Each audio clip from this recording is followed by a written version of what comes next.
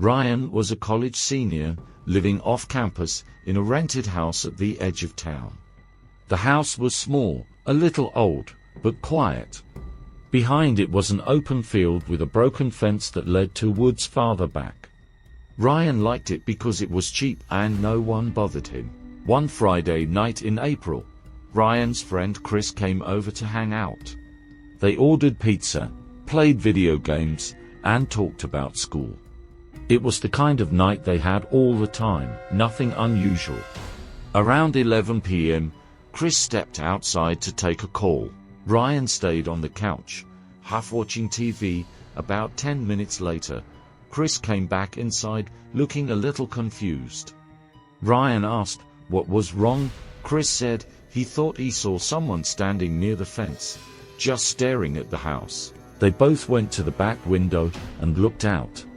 There was nothing there now, just the broken fence and the field. Maybe it was a deer, they thought. Or maybe Chris was just tired. They went back to watching TV. Around midnight, Ryan got up to grab another soda. When he passed by the back window again, he froze. There was a man standing by the fence. Far enough that they couldn't see his face clearly, but close enough to know he was staring at the house. He was wearing a gray hoodie and jeans. He wasn't moving, just standing there. Ryan called Chris over. Chris looked, saw him too, and immediately suggested turning off the lights. They did. They sat there in the dark, peeking through the blinds. The man stayed by the fence for another few minutes.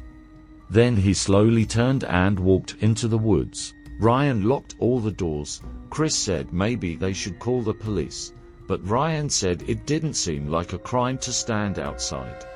They tried to shake it off. At around 12:45 a.m. Chris said he should head home. Ryan walked him to the front door. The street outside was empty. They joked nervously about the fence guy and laughed a little too loud. Ryan locked the door after Chris left and went upstairs to get ready for bed. He turned off all the lights except the one in his bedroom. As he pulled the curtains shut, he noticed something. There was movement at the edge of the yard again. He opened the curtain a little wider. The man was back, but this time, he was closer.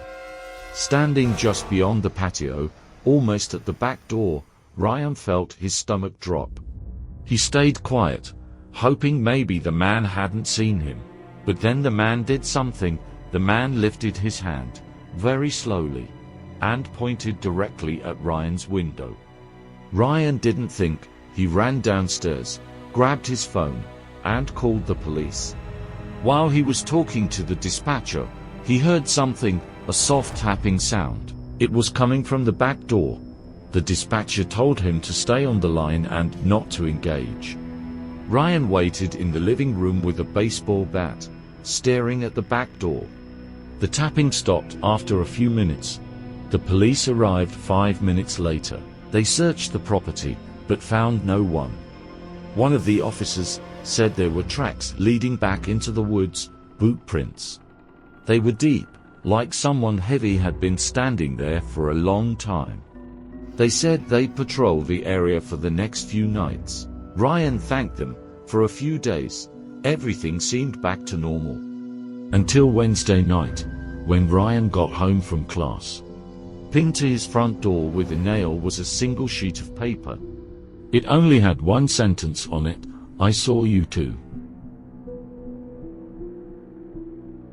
In the winter night of the small town, a thick layer of chill hung in the air, and the street lamps cast a hazy glow amidst the swirling snowflakes. Liam, Ethan, and Jake, all sophomore students in high school, huddled in Liam's garage, aimlessly kicking an empty soda can at their feet. In the garage where the heating was insufficient, the white breath they exhaled coiled in the dim light, like elusive ghosts. "I heard that the sewer tunnel behind the abandoned hospital in the old town is haunted." Jake suddenly broke the silence. His voice echoed in the empty garage, with a hint of deliberately lowered mystery. Liam and Ethan exchanged a glance, and a flicker of curiosity flashed in their eyes. That area had long become a taboo place in the mouths of the townspeople. There were all kinds of rumors about the tunnel. Some said they had heard the cries of a baby, and some claimed to have seen blurry figures wandering in the darkness. Despite feeling a bit scared inside, the bored teenagers still decided to go and find out for themselves. They wrapped their coats tightly, stuffed their flashlights into their pockets, and trudged through the snow towards the old town. The buildings along the road looked particularly eerie in the night. The pitch-black windows were like empty eyes, watching their every move. The entrance to the sewer tunnel was hidden in the shadow of the hospital's back wall. The rusty iron fence was half open, as if inviting them to enter this unknown and terrifying world. Liam took a deep breath and pushed open the fence. The harsh sound of metal scraping against metal was particularly loud in the silent night, startling a few sleeping crows in the corner. The three of them turned on their flashlights, and the beams pierced the darkness, illuminating the damp walls inside the tunnel. The walls were covered with water stains and moss accumulated over the years, looking like twisted human faces. The ground under their feet was uneven, filled with murky sewage, and every step they took made a splat sound. A pungent stench of decay filled the tunnel, mixed with the musty smell of dampness, making them feel nauseous. As they went deeper, the graffiti on the walls became even more eerie. Besides the common names and patterns, there were also some strange symbols, like some ancient totems. Suddenly, Ethan's flashlight stopped on a piece of graffiti. It was a huge eye painted with dark red paint, and the date July 14, 1937, was written in the pupil. The paint gave off a strange sheen in the dim light, as if it hadn't dried yet. Just then, a faint dripping sound came from ahead. Tick, tick, with a slow and regular rhythm, as if someone was deliberately counting. The three of them held their breaths, gripped their flashlights tightly, and moved forward cautiously. The dripping sound grew louder and louder, creating a series of echoes in the tunnel, as if the entire space was filled with this eerie sound. Suddenly, a sharp metallic scraping sound cut through the silence and echoed in the tunnel. The sound was like nails scratching against metal, harsh and spine-chilling.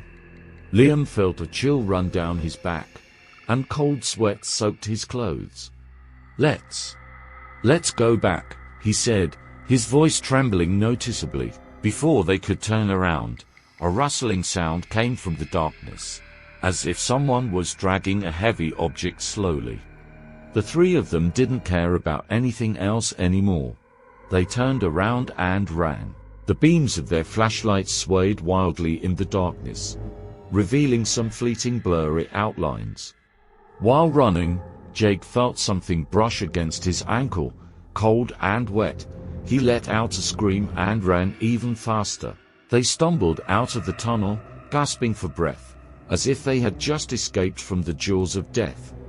Liam reached into his pocket and realized that his phone was missing. But at that moment, they were already consumed by fear, and no one had the courage to go back and look for it.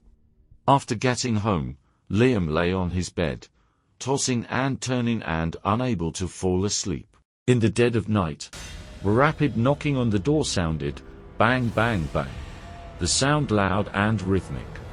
Liam was stiff all over and didn't dare to make a sound. After a while, the knocking stopped. Then his phone suddenly rang. It was a message from a strange number. When he opened it, it was a photo. In the photo, a blurry figure stood outside his window, seemingly holding something that was glowing red in his hand. Below the photo was only a line of text: "You shouldn't have come." Outside the window, the cold wind howled, and the branches swayed in the wind, as if countless hands were pounding on the window. Liam curled up in his quilt, and fear engulfed him like a tide. He knew that this nightmare might have just begun. "I was 17 the summer it happened. It was a Friday night. and my friend Lisa was throwing a small bonfire party in her backyard. We lived in a small town, the kind where everyone knows everyone, so parents were usually chill about us walking around, even at night. My mum dropped me off around 8 p.m. and told me to text her if I needed a ride back.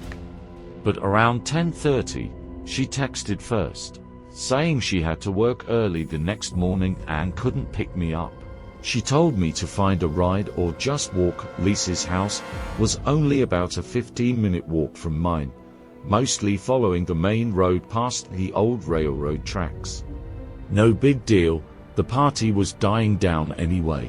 People had started heading home in groups, but I figured it wasn't worth bothering anyone for a ride. The night was warm and clear, and I actually liked the idea of a quiet walk home. So, after saying my goodbyes, I started walking.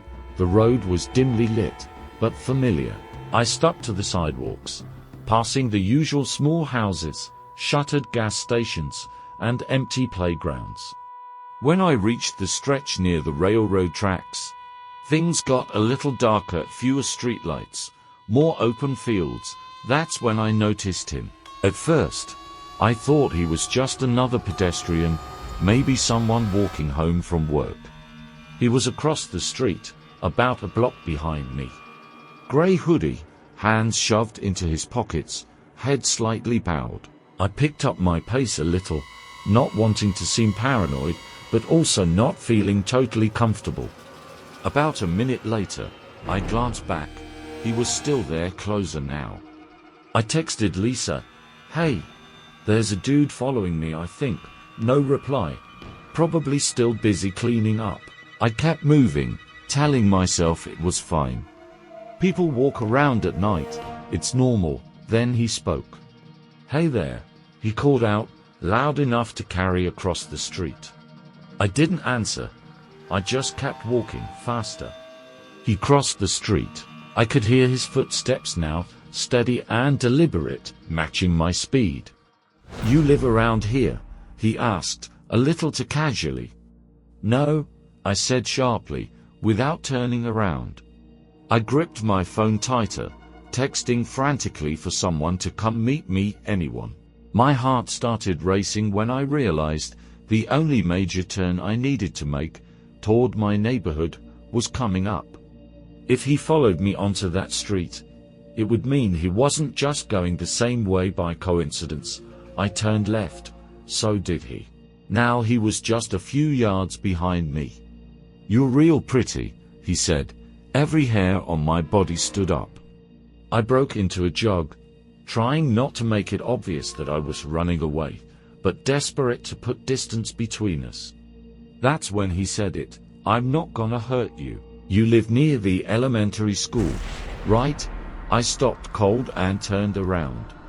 He was grinning, a slow, crooked smile that made my blood freeze. He knew where I lived. I bolted, sprinting full speed down the street, screaming help at the top of my lungs. Porch lights flicked on, dogs started barking. The man cursed, his friendly mask slipping, yelling, "Shut up, bitch." As he chased after me, I ran harder than I ever have in my life. I saw a woman standing in her front yard, phone in hand, shouting something I couldn't make out. The man veered off, disappearing into the darkness between two houses. I collapsed on the woman's lawn, gasping for breath. She called the police. I called my mum. When the cops arrived, I gave them the best description I could. Tall, hoodie, early 40s maybe, scruffy beard, brown boots. The police cruised around for a while but didn't find him. I went home that night with my mum, shaken to the core. But it didn't end there. Around 2 a.m., I was still wide awake, sitting in my bedroom, when I heard it. A faint tap tap tap on my window. I froze.